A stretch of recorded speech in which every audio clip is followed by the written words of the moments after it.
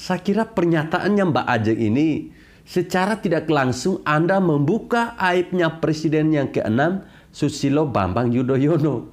Ada banyak hoax dan ujaran kebencian yang menimpa Presiden Republik Indonesia ke-6, SBY. Hoax dan ujaran kebencian yang perlu saya luruskan.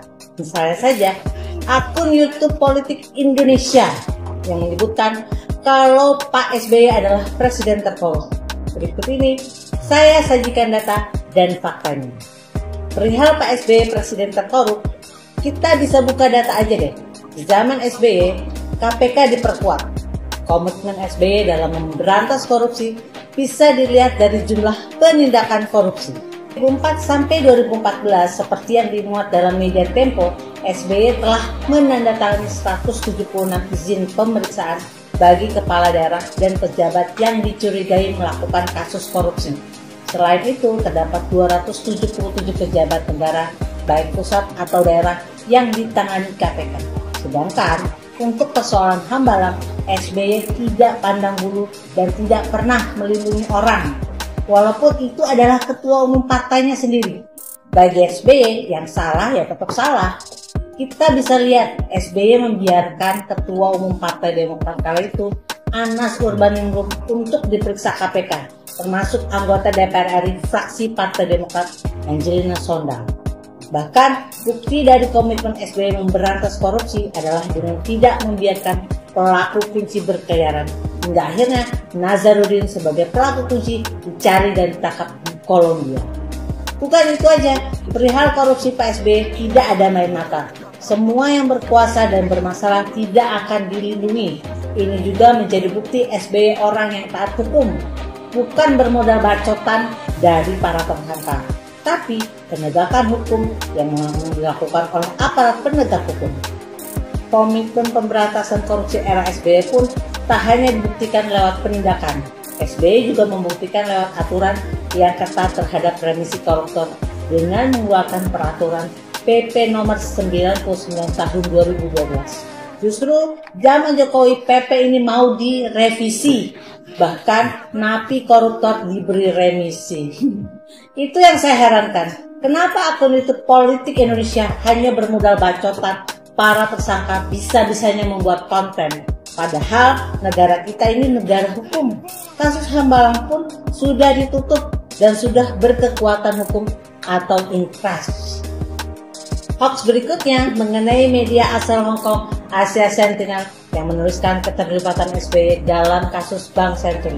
Tampak jelas akun Politik Indonesia ini tidak mengikuti perkembangan kasusnya sampai akhir. Sebab pada tanggal 28 September 2018, Asia Sentinel meminta maaf kepada SBY atas pemberitaan yang mereka buat. Permintaan maaf ini bisa dilihat dari media-media besar di Indonesia seperti Kompas, Detik, dan Tempo. Seperti rilis di kompas.com, Asia Sentinel telah menarik berita dari situs resminya. Asia Sentinel juga mengakui kesalahannya bahwa berita mereka tidak memenuhi kaidah jurnalistik. Dengan banyaknya hoax dan ujaran kebencian yang bersifat provokatif di akun YouTube Politik Indonesia, saya menyarankan kepada pemerintah untuk menutup akun tersebut.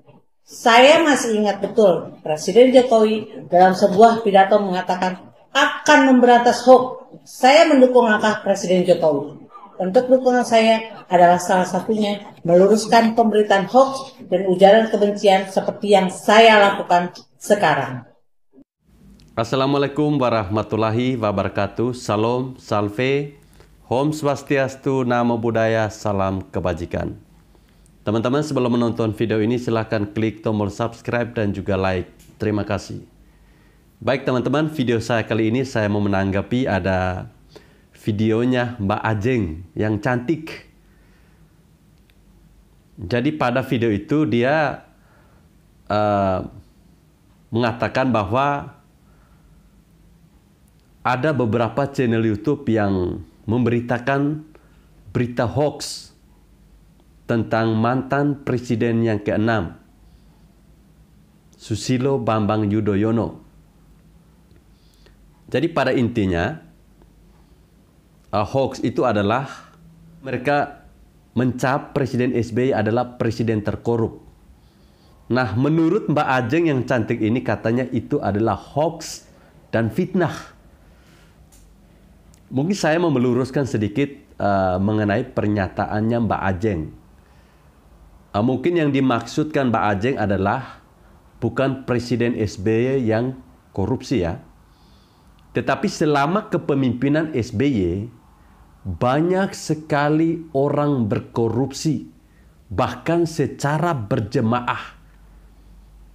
Dan itu bukan hoax ataupun fitnah seperti apa yang disampaikan oleh Mbak Ajeng yang cantik.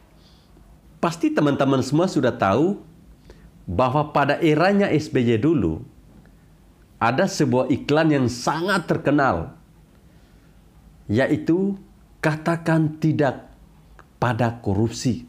Ya, walaupun pada akhirnya katakan tidak pada korupsi, padahal korupsi. Saya pikir itu bukan hoax ya, tetapi fakta. Banyak kader dari Partai Demokrat yang secara berjemaah melakukan korupsi besar-besaran. Itu juga fakta, bukan hoax, bukan penghinaan. Ya, kalaupun pernyataan Mbak Ajeng bahwa di zaman SBY tidak melindungi para koruptor. Ya, betul. Tetapi yang mungkin dimaksudkan oleh channel YouTube yang Mbak Ajeng sampaikan adalah korupsi itu terjadi secara masif dan besar-besaran pada era kepemimpinan SBY. Itu fakta. Dan di zaman SBY pula banyak bangunan-bangunan yang mangkrak. Itu fakta. Bukan hoax, bukan fitnah. Mangkraknya bangunan di Hambalang itu akibat apa? Dikorupsi. Oleh siapa? Oleh kader dari Partai Demokrat. Itu juga fakta Mbak Ajeng yang cantik. Bukan hoax dan bukan fitnah kepada Presiden SBY. Saya kira pernyataannya Mbak Ajeng ini secara tidak langsung Anda membuka aibnya Presiden yang ke-6 Susilo Bambang Yudhoyono. Kasihan sekali ya. Seharusnya Mbak Ajeng membuat pernyataan balasan itu sesuai dengan data dan fakta yang ada. Tetapi data dan fakta yang Anda berikan ini adalah memang benar adanya bahwa zaman SBY terjadinya korupsi besar-besaran. Korupsi di mana-mana, berjemaah. Sehingga yang dikorbankan apa? Wisma Atlet atau proyek di Hambalang yang seharusnya diperuntukkan bagi para atlet. Akhirnya terbengkelai sampai sekarang. Dan menjadi rumah hantu termegah sedunia. Oke, saya kira hanya sampai di sini video singkat saya ini. Terima kasih.